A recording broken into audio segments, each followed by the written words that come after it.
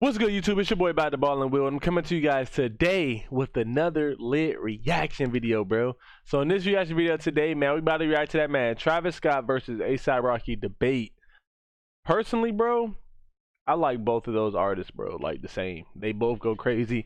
They both are like ragers. Well, nah, I wouldn't say A$AP Rocky's a rager. Travis Scott definitely is a rager though, but A$AP's more kind of like calm, like mellow, chill rap, like just like a viber, man, almost.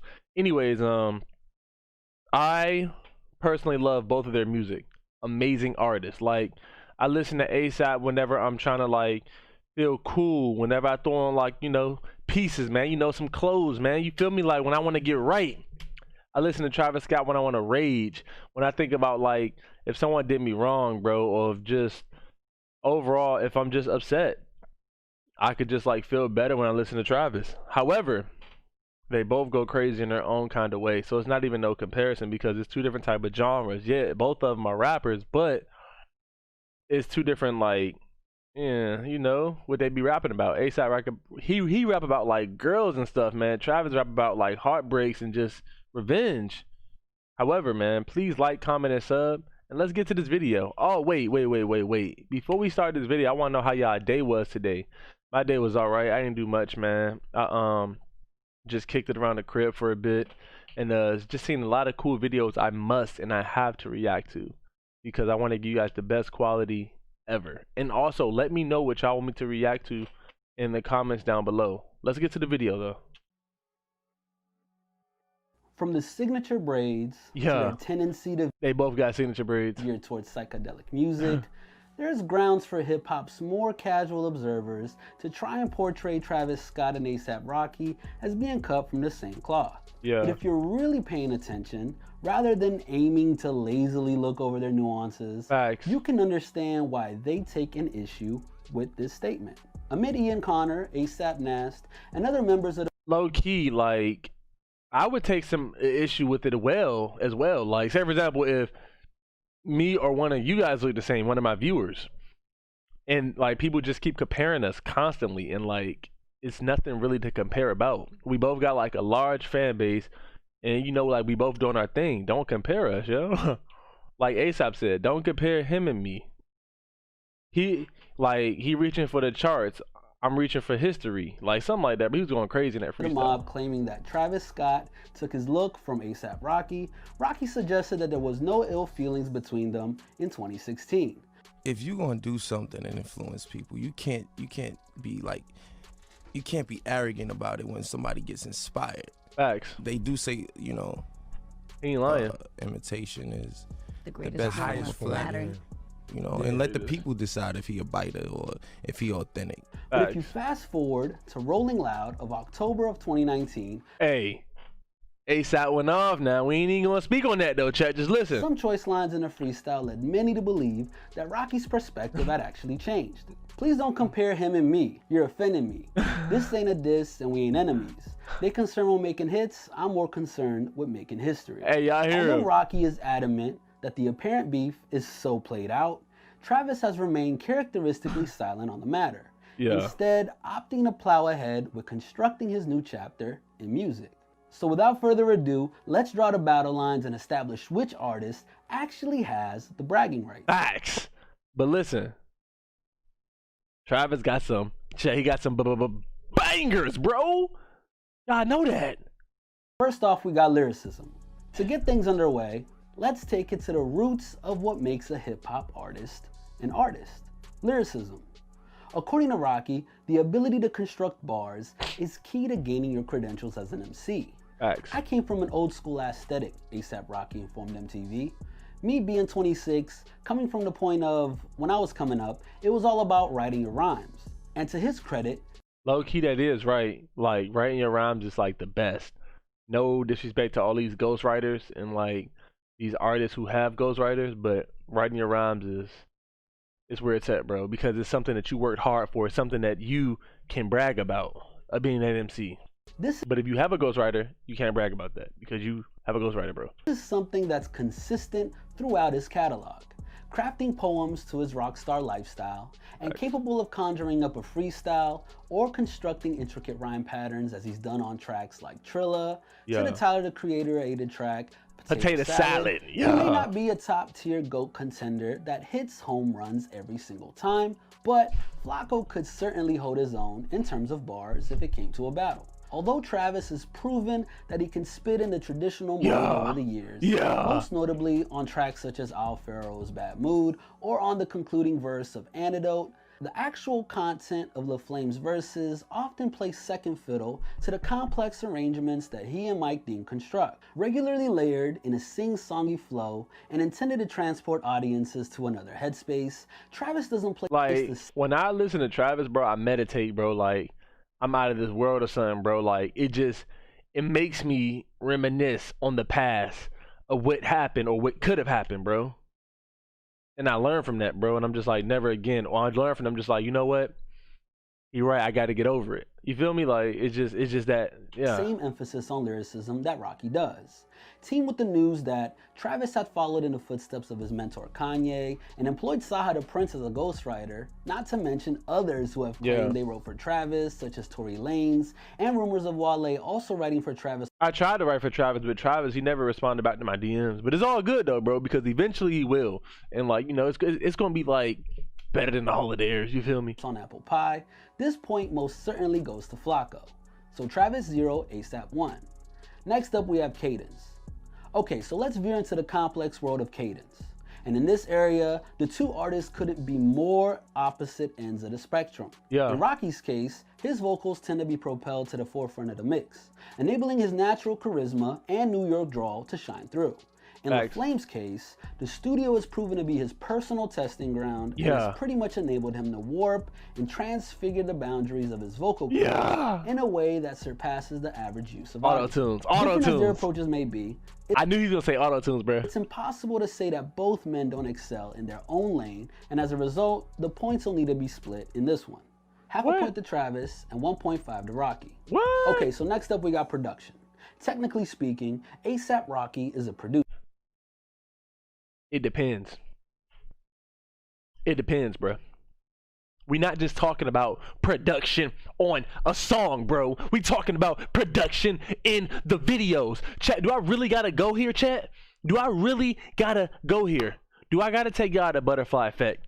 Do I have to take y'all to Kids Turned Out Fine by A$AP Rocky? Do I have to go to Goosebumps by Travis Scott? Do I have to go to Sundress by A$AP Rocky? Do I have to go to Lamborghini by A$AP Rocky? Do I have to go to Yosemite by Travis Scott? Do I have to go to Excuse Me by A$AP Rocky? Do I have to chat?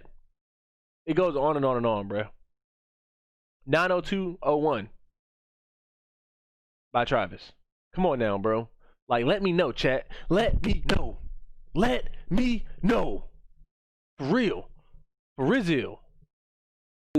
Yet, as he's conceded, it doesn't take place in a traditional manner where he's actively contributing to the composition of the track, assigning much of the hands-on work to longtime confidant Hector Delgado. Flacco's role is that of a sonic curator that envisions what he wants to hear and leaves other people to do the legwork. By contrast, Travis Scott is immersed in every single note of his music, poring over the instrumental with an almost frenzied attention to detail. Having self-produced his own material, as well as lending his expertise and capacity for innovation to the music of everyone from Jay-Z to Kanye and his own protege Don Toliver, his immersion into the process makes this an easy win for Travis Scott. 1.5 to 1.5. I ain't even gonna hold y'all, bro. Yeah, I was gonna say the same thing, bro. I was going, hey. We got a tie. Next, we got features. When it comes to the contributions to other artists' work, it's safe to say that each man exercises a degree of selectiveness that prevents them from lending their vocals to just anyone. Travis won this one too. Travis won this one too. Most of Rocky's features have been in-house and bolstered his ASAP Mob brethren. Which in cases such as Ferg Shabba, The Work Remix, and Pups. Don't do this, bro. Don't do this. He won the Shabba. This gonna be tied, chat. What do y'all think? Bro, I thought the same thing. It's gonna be tied, bro. Resulted in him outshining the primary artist. Elsewhere, he's made occasional forays outside of the camp to lend his distinct tones to a litany of megastars including Rihanna, Lana Del Rey, Selena Gomez, Schoolboy Q, Drake, and his partner in crime, Tyler the Creator. And Drake and Kendrick. In most cases, Drake he and does a Kendrick. serviceable job Problems. and has often carved out an iconic verse. On the other hand, we got Travis Scott, who has a tendency of elevating tracks just by the virtue of his existence, often providing Hot remix. the counterpoint to a rapper's more aggressive verse, or delivering an entrancing hook, as he did on Thugger's The London alongside J. Cole. I forgot about the London. I forgot about the London. In the way that Rocky's doesn't quite. Oh my gosh. Plus, Flacco doesn't have a feature the caliber of A Love Galore in his catalog. Hey. Hey. I'm about to play that song when I get off of here.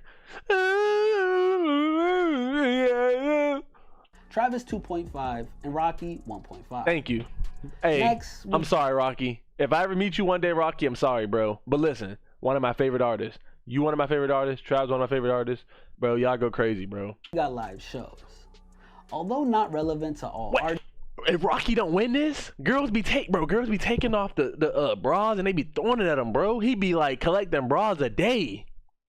You can't, bro. Come on, hey. But Travis, bro, like the mosh pits,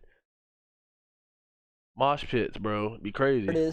Live shows But are Rocky something that gonna win and this. Travis takes serious. Rocky gonna win For this. both MCs, it's not enough to just shout their verses Oh over my a backing gosh, track. bro. Why did I do this video, bro? These are two of my favorite artists. Instead, it's a transformative experience that skews more towards an art installation, or in Travis's case, a literal amusement park. Yeah. Definitely not your average show. Thanks. Although Rocky's Injured Generation tour was a sight to behold, all reports from the annual Yams Day suggest that despite the wrestling ring motif, Flacco and his crew left a little something to be desired.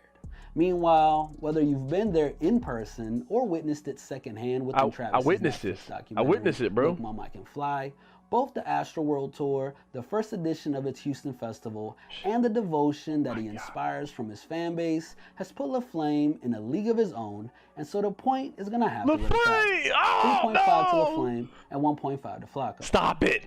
Now that You we've stop it attended the skills now. department and established which areas each artist prevails in, we gotta move towards their discographies. Starting with how they fared before their debut records formally introduced them to the mainstream world. Yeah. Pre-debut album.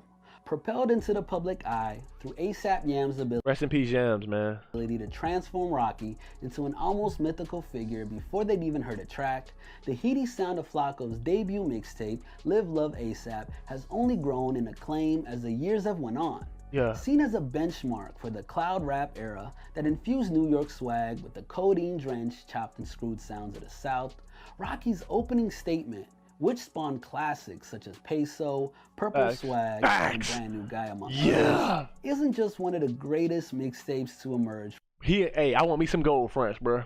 This time I'm talking to get my gold fronts, bro. from the past decade. It's actually one of the finest to ever be released in general.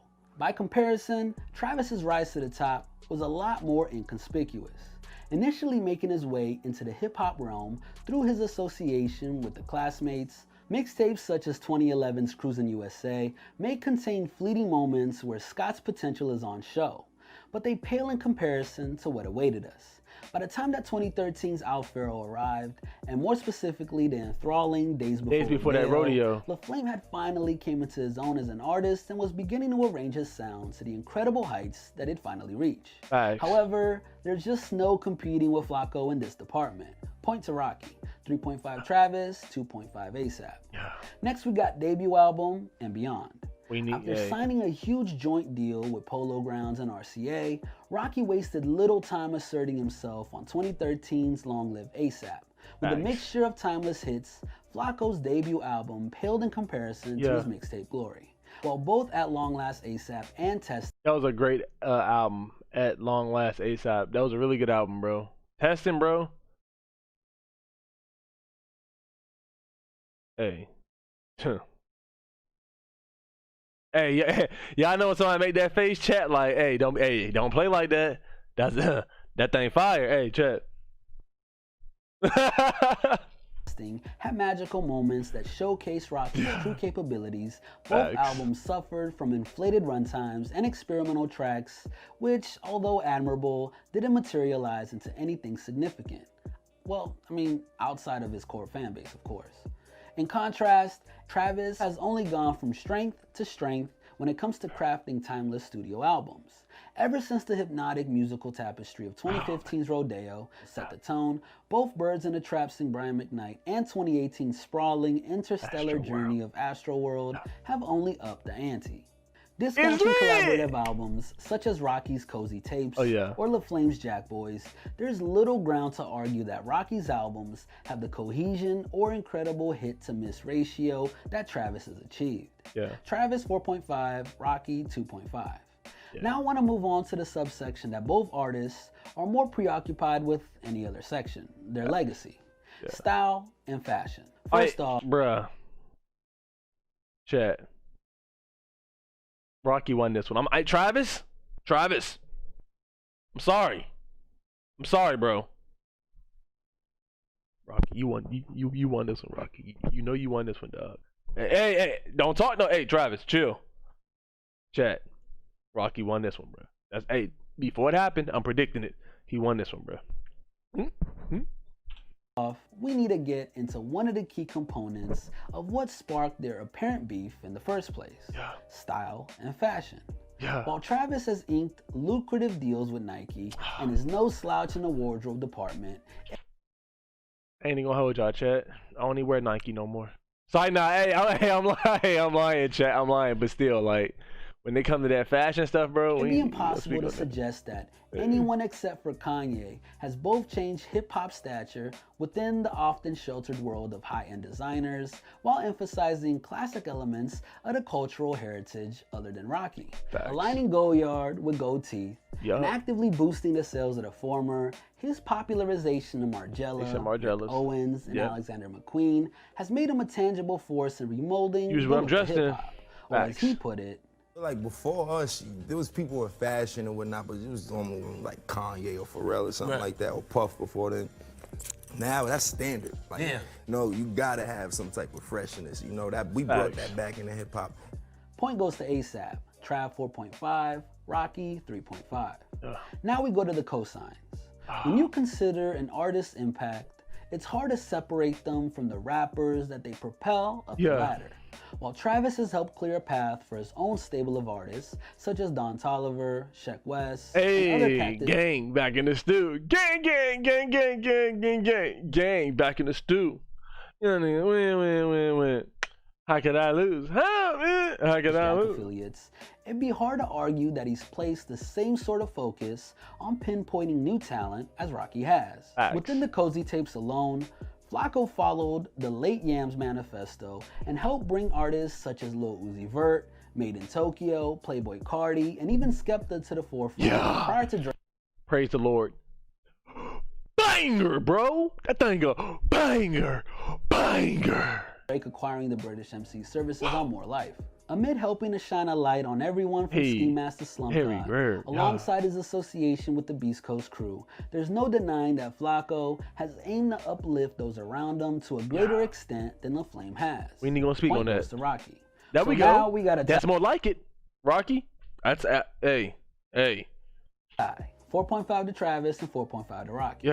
So last but not least, we got Impact. For their final point, we have to take a look at their overall impact, not only in the hip-hop world, but also in popular culture at large.